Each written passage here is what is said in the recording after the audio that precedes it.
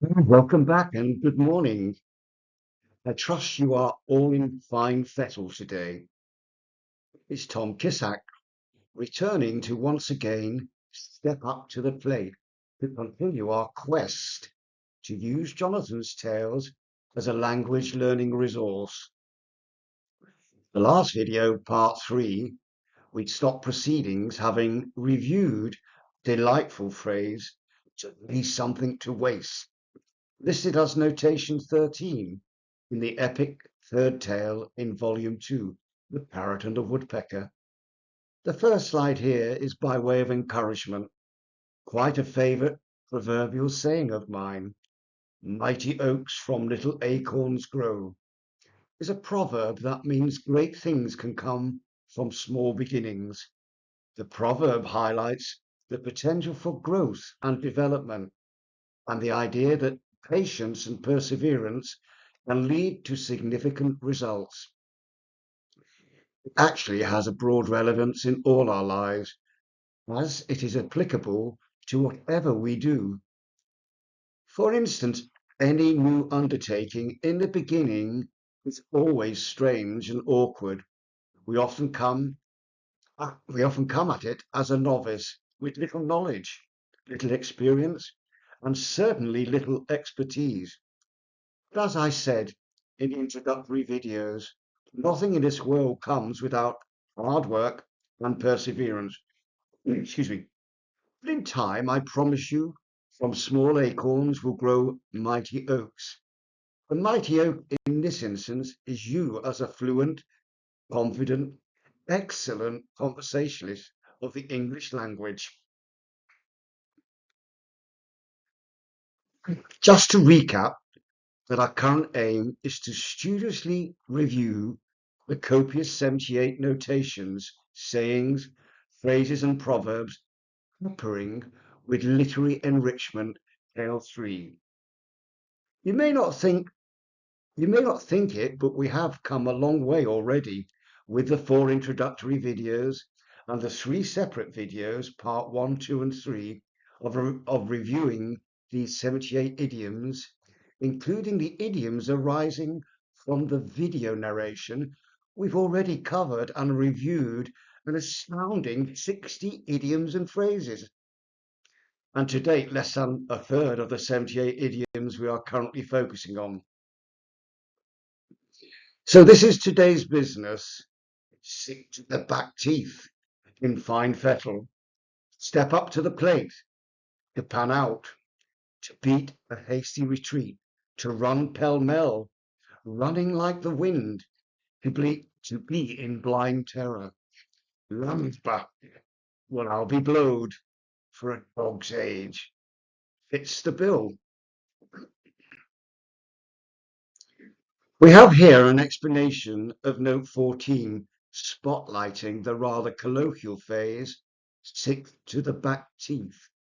But first, the narrative in the story preceding note 14.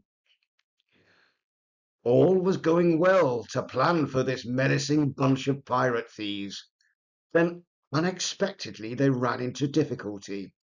The locals in the town had a history of being robbed by every pirate ship that passed. They were sick to the back teeth of these unwelcome visitors. Excuse me.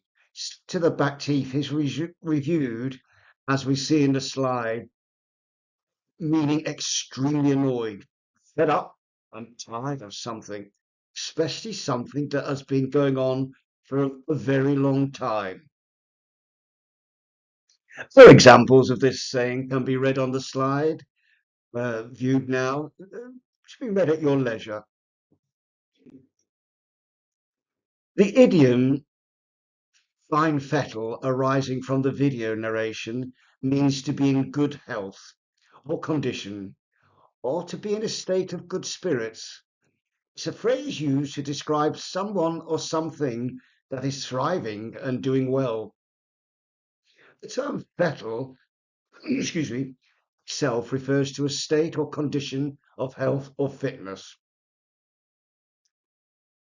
Here are several other examples of that quite beautiful phrase. And I have a softness of heart to read out the second example. The old horse may be getting on in years, but he's still in fine fettle, galloping around the pasture with energy. Here we see the narration raise again. Sorry, here we see the narration has raised an idiom seemingly almost military in its origin, to step up to the plate, to take action, accept responsibility, or face a challenge, often when it's difficult or someone else isn't doing it.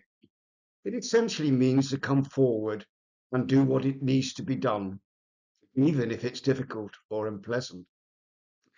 Excuse me. The phrase originated in baseball, where a batter steps up to the home plate to take the turn at bat. As a final note, this inference is given credence, the military origin that is, in the explanatory last sentence, whereby the phrase has its origins in sport. Sport is a word some might describe as ritualized combat, hence the military connection. Here are other splendid examples of the phrase to step up to the plate, to be considered when you have some time. And we have here an explanation of a delightful, if not obscure, idiom to pan out in the video narration. As you see on the slide, to pan out means to develop, work out, or result in a particular way. Excuse me, often with an emphasis on whether it is successful or not. It implies that the outcome is not predetermined. Looking at the slide, it looks as though it panned out well for this chap. Don't you agree? And here are several other examples of the idioms to pan out. Have a look at these when you can. Notation 15, to beat a hasty retreat, on 16, pell-mell, can be seen in Jonathan's tales in the book following text.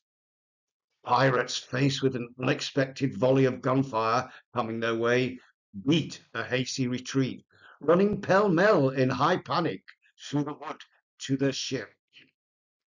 So to beat the hasty retreat on this slide is referred at the book's end, to leave a place or situation very quickly, and suddenly, often to avoid a bad situation or embarrassment. It's an idiom that describes a rapid and often unplanned departure. Additional phrases given in example in this idiom for your developing interest, do consider them when you have time.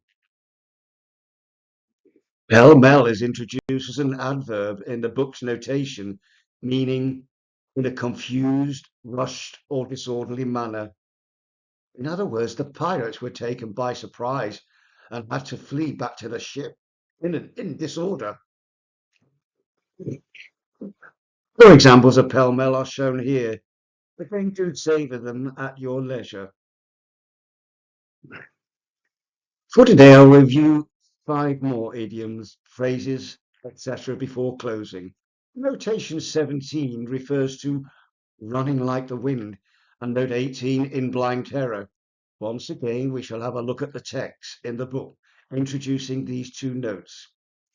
The retiring party was shocked at the ambush, and in their retreat were firing indiscriminately in all directions, and of course, on occasions, at the locals, giving chase. One pirate, running like the wind in blind terror, as musket shot whistled past his ears, spun around to face his attackers. Note 17, running like the wind means to run amazingly fast. 2 further examples are given here. I'm rather enamored with the first, almost wishing to be in the scene myself, especially a dog with his flapping ears. Let's read it. The dog chased the ball, running like the wind across the open field, its ears flapping in the breeze. And in blind terror means completely lacking awareness or consciousness of what was happening. We see in the other two examples, I do like the first one especially. He faced the haunted house with a mix of excitement and dread. But when the first scream echoed, he turned and ran out in blind terror. And the final three notations for today. Note 19, landlubber. Note 20, I'll be blowed. And note 21, with dog's age. Firstly, let's read note 19's book narrative. The nest is served from a place chosen with great favour by two parent birds with love in their hearts, as all birds have in the springtime, fell swirling and spinning down to the ground, landing almost on the captain pirate's head. What's this? These vermin landlubbers are in the trees too. He started immediately shooting skywards. Landlubber is reviewed as a noun, an informal noun, a person unfamiliar with the sea or sailing. One might assume the image of the businessman in a city fits this bill. And we see here several other examples of landlubber you may read at your convenience. And I love the next two notes, 20 and 21, one associated with the sea. Firstly, associated text. Chuckling at his own comment, the captain pirate then dropped his gaze to the ground where the parrot was pointing, a nest lying there at his feet. Well, I'll be boiled eggs. I ain't scoffed an egg. Dog's age. The view of note 20 reveals the phrase, I'll be blowed. It's a UK phrase, actually, old-fashioned and informal. It means an expression of great surprise. Two other examples of this interesting old-fashioned phrase. Do read at your leisure. Note 21, a dog's age, is a nautical term used by old pirates and sailors. This phrase refers to an extended period of time. Two other examples give a modern usage to this old seafaring phrase. Have you ever waited for someone for a dog's age yourself? I have, often. Idiom to fit the bill arose in the video narration, meaning to be exactly what is needed or suitable for a particular situation or purpose. I think the dress fits the bill perfectly, don't you?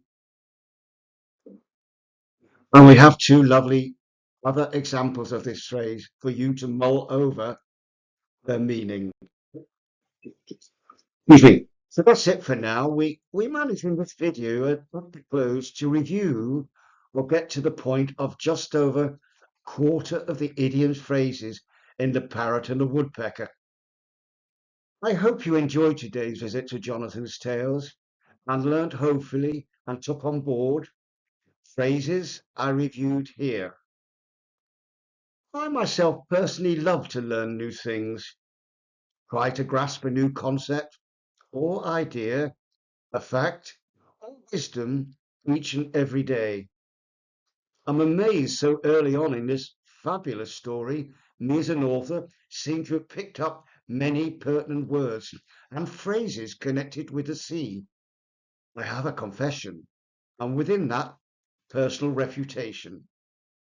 My family comes from a long line of sailors, both fishermen and merchant and Royal Navy personnel, and yet it was not a profession I took up.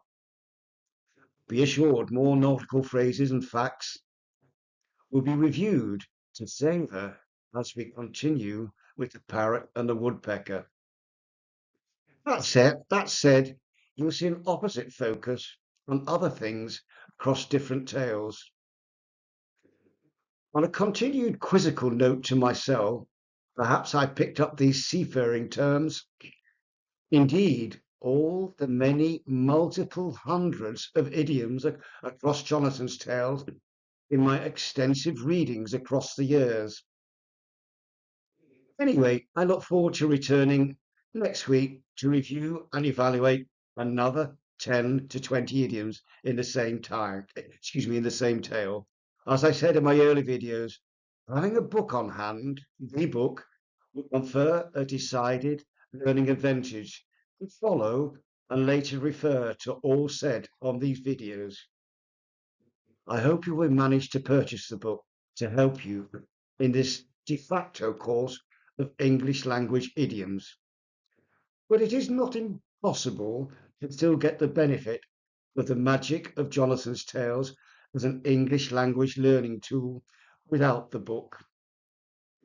So, until next week, as the French say, au revoir, literally translated, see you again. Bye bye for now.